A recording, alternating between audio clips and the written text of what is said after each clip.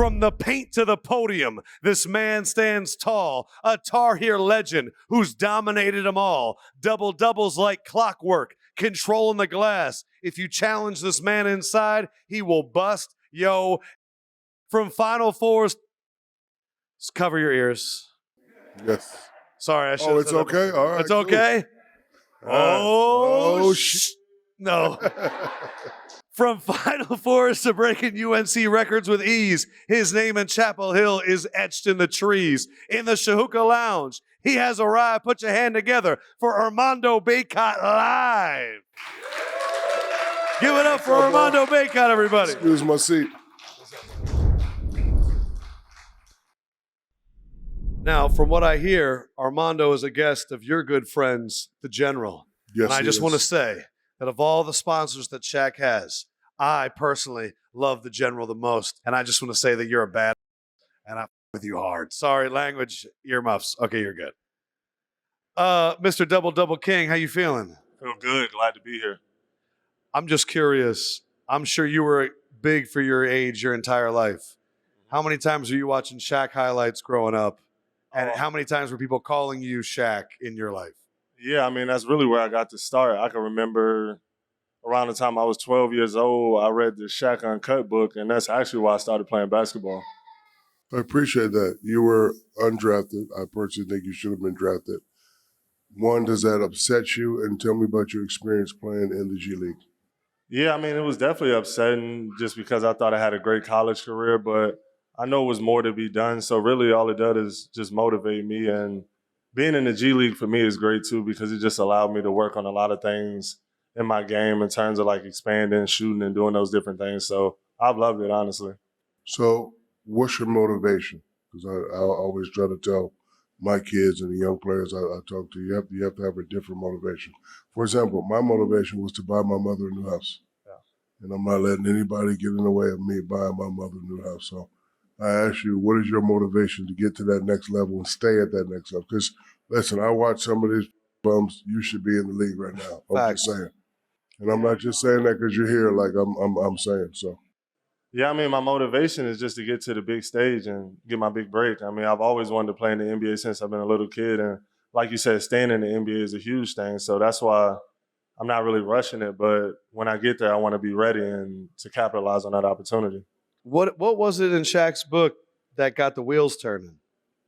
I mean, really all of it. I can remember it was talking about when you were in Germany, I think, or something like that. It was so long ago. This was like 12 years ago. But just hearing about how much you love basketball growing up and the AAU story and all that stuff in there, I remember all of that. So it inspired me because I was just playing football at the time. And obviously I was a bigger kid, but I told my mom, like, I want to play basketball after that. And that's what really got me started.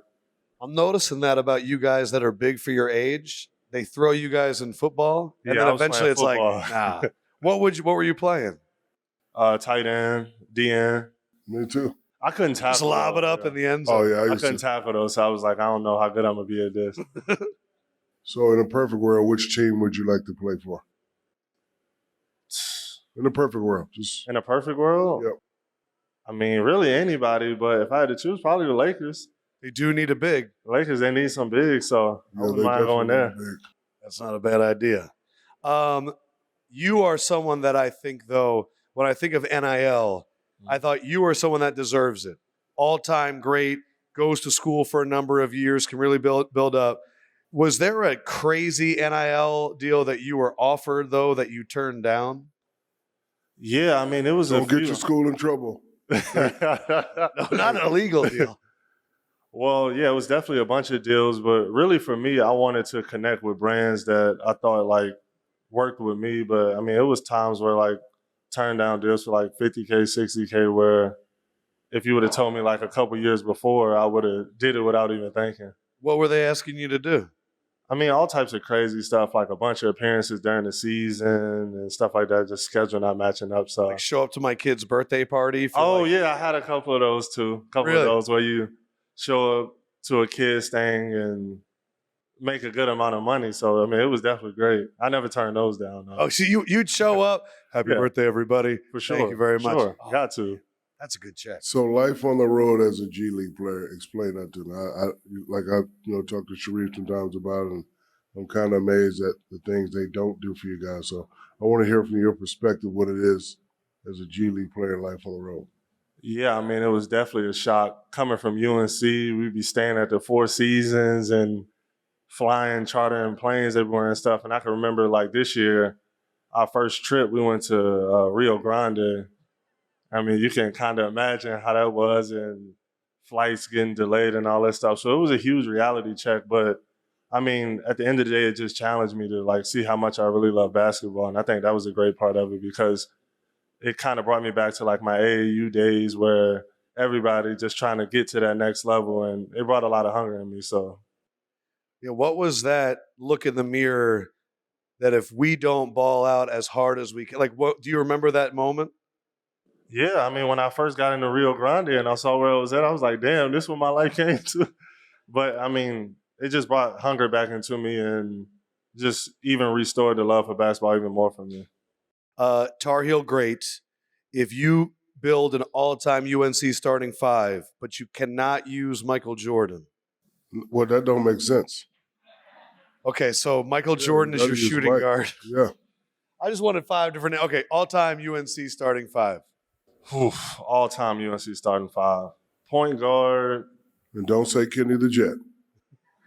Oh, no, I won't gonna say him. Thank That's you. my dog, though. I won't gonna say him. Thank you. I'm gonna have to go with probably Phil Ford at point guard, Michael Jordan at the 2. See, the 3, that's where it get tricky because I can go like James Worthy or Vince Carter. I'm gonna go Vince Carter at the 3. Nice. Tyler Hansbrough at the 4. And if I'm not including myself, I'm gonna go Sean May at the 5. So we're including yourself then? I would include Hell myself. yeah. Say yourself too. Man, Jordan and Vince Carter flying on some oops. Be a nice game. I'm looking at your tattoo. It says lover and then loser. Like, did you do that on purpose? Is that? I saw it on a movie. It was on a clown movie, It. So I was like, I'm gonna get it. I thought it was fire. I thought you went to one of those tattoos. I said lover, not loser. Speaking of NIL deals, if Duke had offered you $5 million to transfer, would you have gone to Duke for 1 year? No. Wow. I wouldn't have. Liar, liar, pants on fire. I would have made UNC match it. Match. So I'm in school now. Graduate, probably 2 years. I'm studying sports psychology. You're going to be my first patient right now. I'm going to give you some advice. You remind me of my son. Well-spoken, good-looking, beautiful individual, but you're too nice. So after this weekend, when you get back, you kick and you take names. I got you. No more Mr. Nice Guy. I can do that. And you should use motivation that upsets you. But when you get upset, you use that being upset, use it as fuel. Please watch these games and look at these bums that don't deserve to be in the league. I know, it give me hope. Get you mad. I'm sitting here watching you. You're such a nice kid.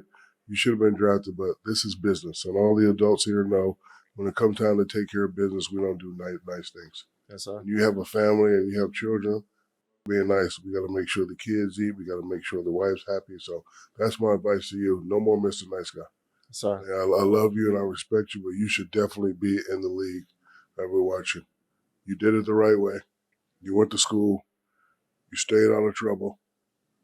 Everybody loves you. Everybody respects you. You should be there. So the fact that whoever decides that you're not supposed to be there, and you make sure you don't make them pay. Exactly, make them pay. And not by words, by action. So it's like you're nice, and we're sitting here talking about you not getting drafted, and you're smiling. That no more Mr. Nice Guy, son. That's the same thing I told my son.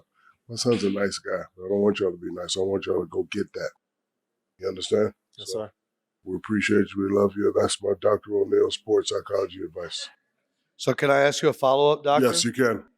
What could he either listen to, say to himself in the mirror beforehand to get in the right mindset to be like a mean guy? So my first test question to him was, what is your higher motivation?